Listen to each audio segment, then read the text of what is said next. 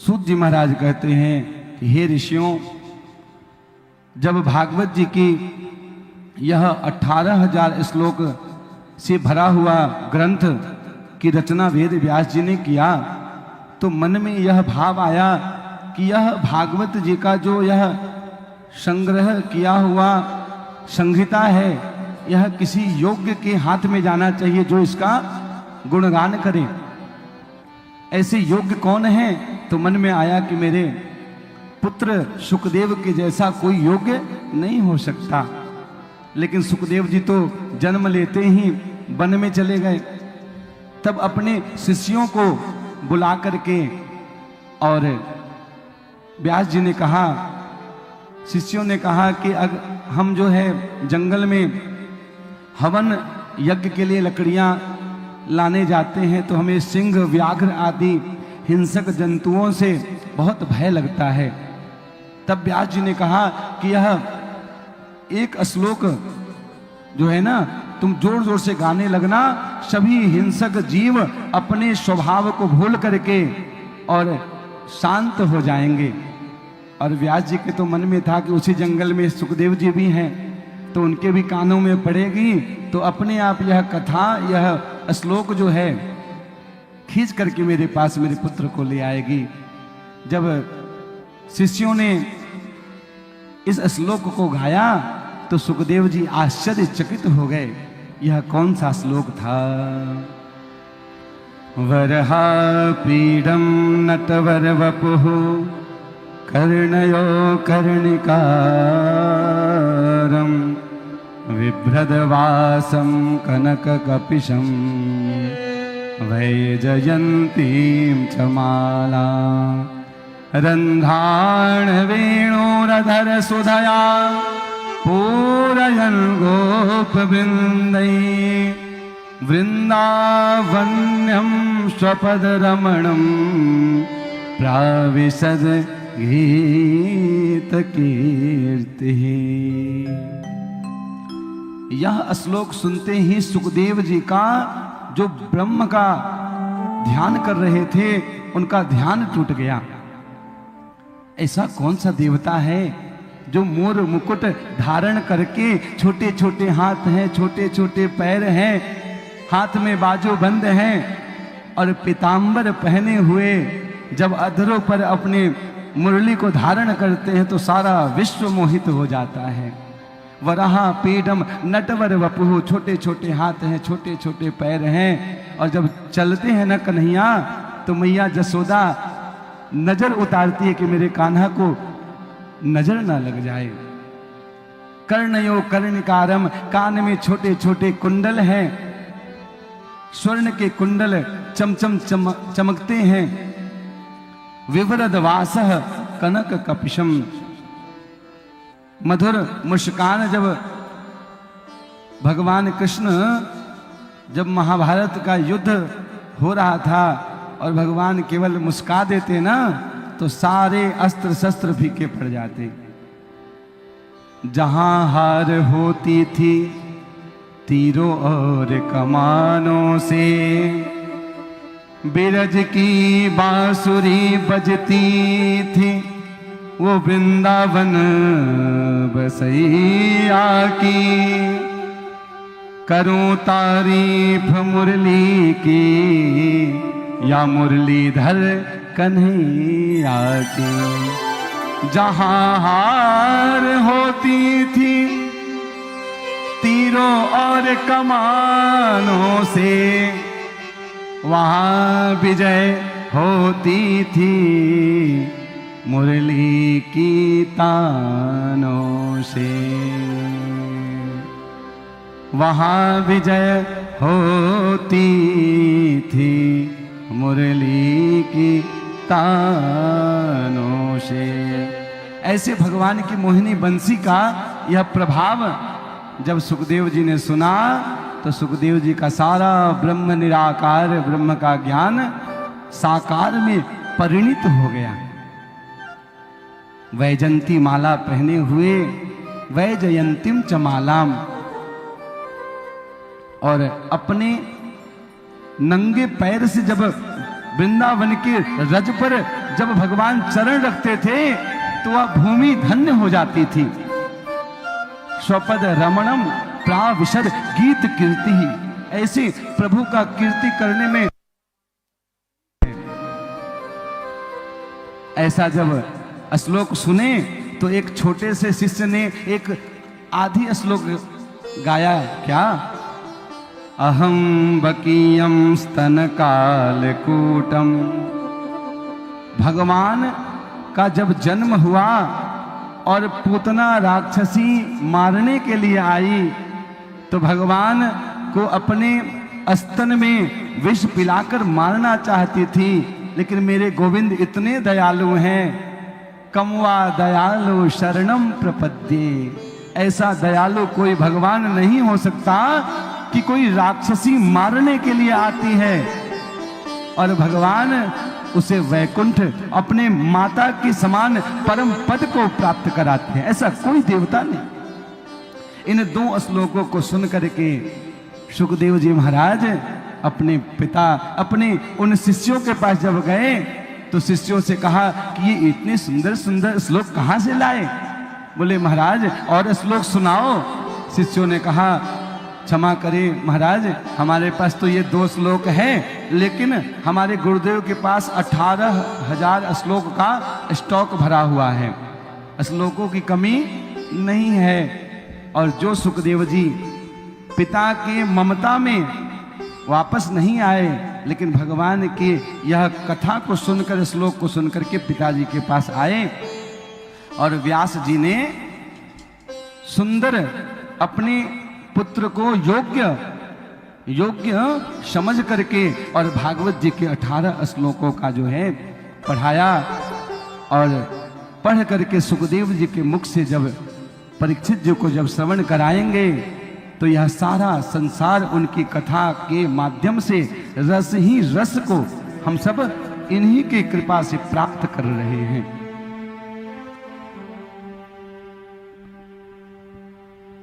सर्वप्रथम सूत जी महाराज से जब सौनक आदि प्रश्न करते हैं कि भगवान यह 7 दिवस की कथा सुखदेव जी महाराज ने कैसे सुनाया,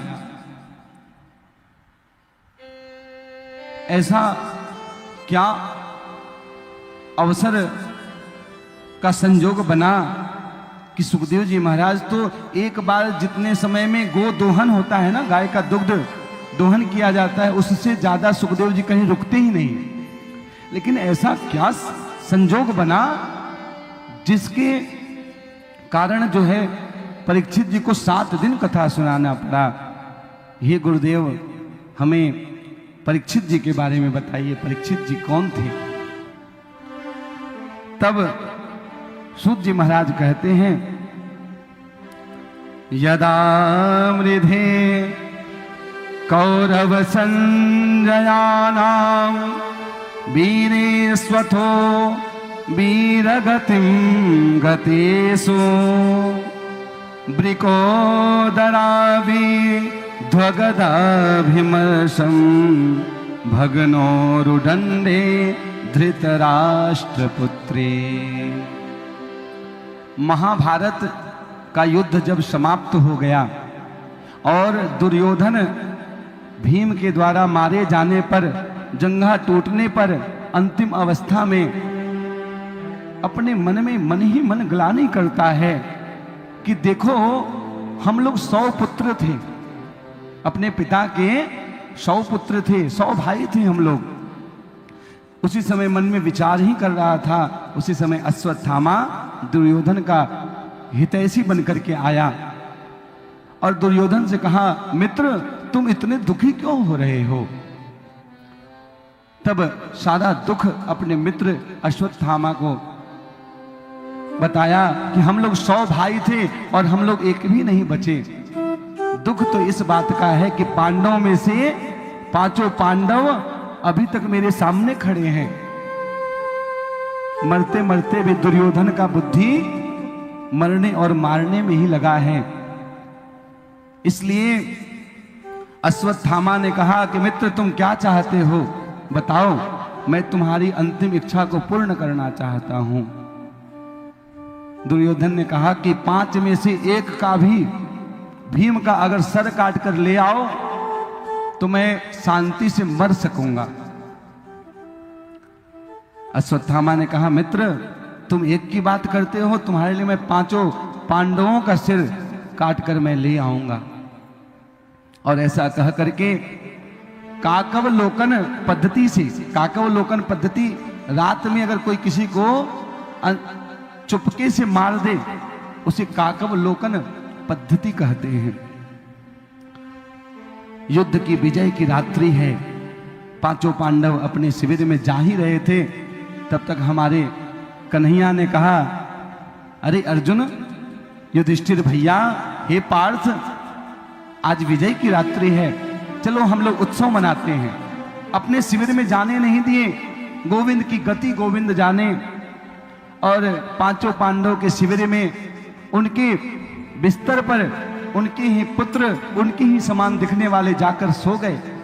रात को अश्वत्थामा उनके पुत्रों के सिर को काट करके और जब ले गया दुर्योधन के पास, दुर्योधन ने कहा कि पहले मैं भीम के सर को देखना चाहता हूं। दुर्योधन का भीम से बचपन से ही वैर था। जब दुर्योधन ने देखा कि कहा, अरे अश्वत्थामा, तूने तो हमारे वंश में पानी देने वाला तक को नहीं छोड़ा, इन बच्चों का क्या अपराध था, तुमने इन बच्चों को क्यों मारा? जब अश्वत्थामा ने देखा कि 5 पांडव तो नहीं हैं, लेकिन 5 पांडव का पुत्र हैं, अब अश्वत्थामा भयभीत हो गया और दुर्योधन इस पीड़ा से मृत्यु को प्राप्त हुआ। अश्वत्थामा भागने लगा। जब सुबह 5 पांडवों ने देखा, द्रौपदी ने देखा, तो रुदन करने लगी। माता शिशूनां निधनं सुतानां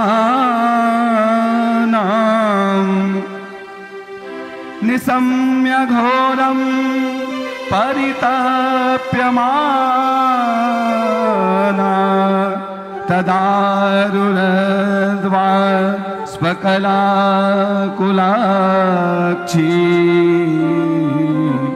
तां सांत्वयन्ना हकिरीटमाली। माता शिशूनाम निधनम सुतानाम। जब माता ने सुना कि हमारे पुत्रों की हत्या हो गई, अर्जुन ने संकल्प किया कि हे द्रौपदी, तेरे आंसू व्यर्थ नहीं जाएंगे। मैं अर्जुन प्रतिज्ञा करता हूं कि तेरे हत्यारों को मैं छोड़ूंगा नहीं। कृष्ण को रथ पर बिठाकर अर्जुन जाने लगे। पता चला अश्वत्थामा ने यह दुष्कर्म किया है। अश्वत्थामा आगे आगे, अर्जुन पीछे पीछे। अश्वत्थामा ने देखा कि अब मैं बच नहीं सकता हूं अर्जुन के तीर से। अश्वत्थामा ने ब्रह्मास्त्र चलाया। भगवान ने, कृष्ण ने कहा, अर्जुन तुम भी ब्रह्मास्त्र चलाओ, और जब दोनों आपस में लड़ेंगे तो तुम दोनों को वापस लौटा देना। यह विद्या अर्जुन को ही पता था, ब्रह्मास्त्र को भेजना और लौटाना। अश्वत्थामा को ब्रह्मास्त्र में बांध दिए, लाकर द्रौपदी के पास रखे। द्रौपदी अश्वत्थामा को देखते ही जाकर के प्रणाम करने लगी। सारे पांडव कृष्ण देखकर आश्चर्यचकित हो गए कि ये तुम्हारे पुत्रों का हत्यारा है, तुम इन्हें क्यों प्रणाम कर रही हो? द्रौपदी ने कहा, मुच्यतामेषा ब्राह्मणो नितराम गुरु।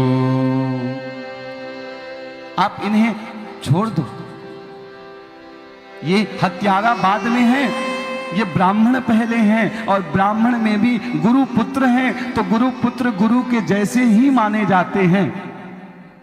धन्य है द्रौपदी, जो आपदा काल में भी अपने धर्म को भूली नहीं। धीरज धर्म मित्र अरुणारे। आपद काल परिख यही चारी। जब भी आपदा विपदा आवे, धर्म संकट आवे, तो धैर्य को कभी भूलना नहीं चाहिए, मित्र को कभी साथ छोड़ना नहीं चाहिए, नारी को अपने पति का साथ देना चाहिए। इन्हीं 4 समय में परीक्षा होती है। द्रौपदी ने कहा आप इन्हें छोड़ दो। क्यों? हे अर्जुन, आपने जितने भी धनुर्विद्या शस्त्र विद्या प्राप्त किया, ये गुरु कृपा से ही प्राप्त हुआ। जो विद्या आपके गुरुदेव ने आपको दिया, वह अपने पुत्र को भी नहीं दिया। इसलिए गुरु ऋण को चुकाने का आज ही आपके पास मौका है। अब तो अर्जुन प्रतिज्ञा कर चुके थे। युधिष्ठिर ने कहा नहीं, युधिष्ठिर जी तो धर्मराज के अवतार हैं। नहीं, ब्राह्मण को चाहे कितना भी आतताई हो, ब्राह्मण को कभी भी अपमान, कभी भी वध नहीं करना चाहिए। कोटि विप्र बध लागहि जाहु। कितना भी कोटि भी विप्र जो है कुछ भी हो जाए, लेकिन विप्र का सम्मान करना चाहिए। अर्जुन ने कहा अब तो धर्म संकट में मैं फंस गया। द्रौपदी ने धर्म की रक्षा करने के लिए गुरुपुत्र को छोड़ दिया, मुच्यताम। लेकिन अब मैं फंस गया कि मैं प्रतिज्ञा कर चुका हूं। तब गोविंद की तरफ देखे, गोविंद अब आप ही बताओ क्या करना चाहिए।